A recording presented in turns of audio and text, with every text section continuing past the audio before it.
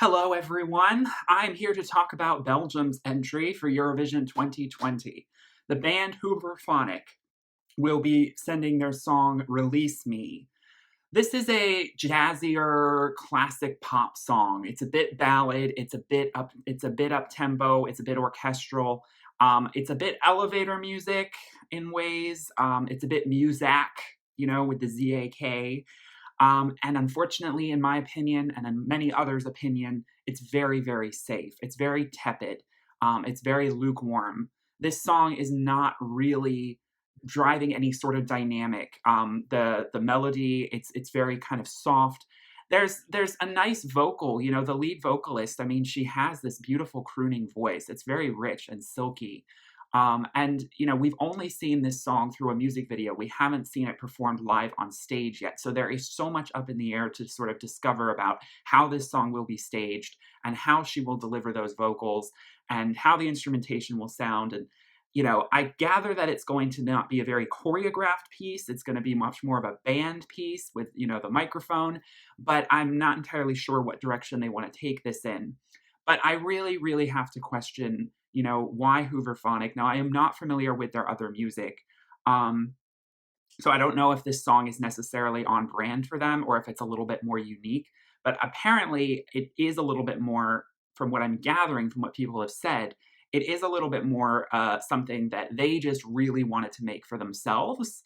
And there was a lot of emotion behind it. There's a story behind it, which is great. I mean, I do love all that earnest emotion that you can hear poured into the delivery and the lyrics.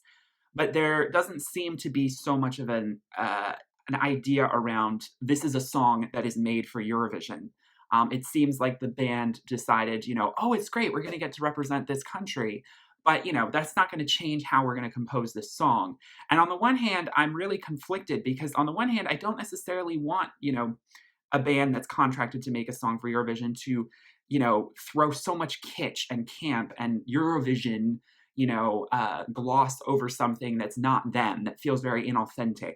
I don't want them to sort of just completely concoct this commercial product that's devoid of any sort of connection for them and the band. Unless it's really good, then I guess it's a great product for Eurovision. And, at the end of the day, Eurovision is selling a product much more than, releasing an album is. And I think that sometimes artists don't really understand that difference or can't really compartmentalize that. And a great, Eurovision song can do both. It can be really deep and it can have that emotional impact, but it will also do great on Eurovision stage. But a lot of artists struggle with that, trying to figure out that medium. And I think that Hooverphonic just went too far into the category of making music that they just really wanted to make for themselves without a care in the world of thinking, how is this going to actually compare and stand on its own 2 feet against everything else that's going on at Eurovision? Because, I mean, we only have 13 songs as the time I'm filming this video, but honestly, it's at the very bottom of the pack for me.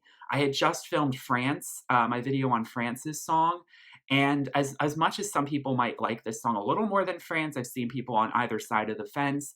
I do think that this song falls even more flat for me just because, like I said, it feels so derivative of other songs.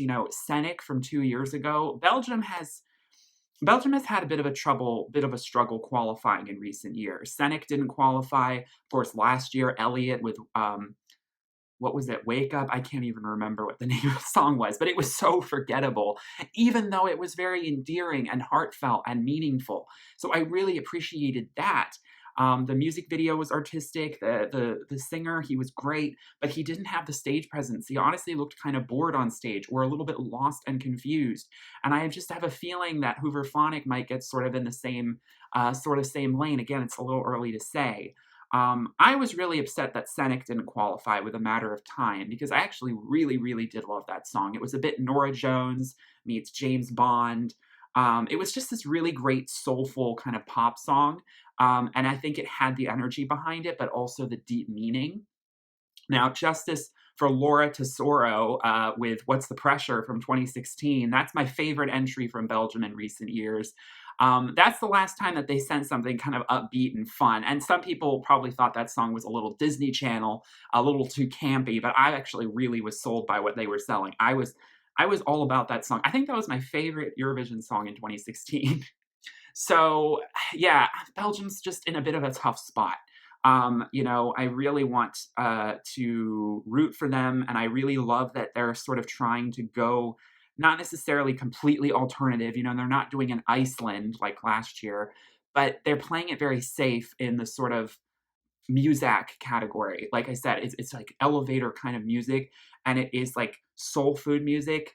And it is kind of enriching to listen to. It's like great for a rainy afternoon. That's something that seems to be a thread between a lot of their more recent songs. It feels like a rainy March afternoon, you know, but ultimately that's all that's really selling. And on the stage, it's just going to get completely drowned out. You know, it's going to be like Latvia last year with That Night, even though I actually really liked That Night. So that's one for me, a comparison that I can see being made. But I still prefer that song to this one. It's just not something I really feel drawn to listen to multiple times. And like I said, the chorus, it repeats itself a lot. There's just so much of that emphasis on release me. The song just, it's very dynamically the same. It's just not really very much. The only thing that's really bringing it to life is her vocals being so, you know, so rich, and also the orchestral elements coming in, which, you know, I would think is a given. You know, a song like this has to sort of at least have that going for it. But yeah, no, it's a pass for me. And this is one of the first songs that's come out this year that I am like 100% certain will not qualify. France will, because France is a big five country, and you know, so that would be another one I'd be worried might not qualify. But out of what we have so far, Belgium, I'm sorry, you just blew your chances. I'm really sorry. Let me know in the comments if you agree or disagree. Remember, it is just my opinion. Mad respect to Belgium, and mad respect to Hooverphonic for staying true to themselves and not wanting to sell out and do a campy, you know, wind machine pop diva moment. I understand that's not them. That's not what they wanted to bring to Eurovision. I get it. But if you're gonna go that route of soulful, kind of more jazzy, lackadaisical pop music, you need to be bringing some more dynamics to it. I think just, and again, I don't know again what it will look like on stage. So that's going to, this song is completely pivotal on that. That's the only way it can sort of save itself. So anyway, those are my thoughts. Let me know yours. Again, that's just my opinion. And I will link the playlist where I have talked about all of the Eurovision songs released so far. And I will see you in my next video. Please give this a like if you enjoyed, and subscribe for more content, particularly Eurovision, because that's that time of year. And I will see you all in my next video. Thank you all so much for watching. Peace, love, and light. Bye.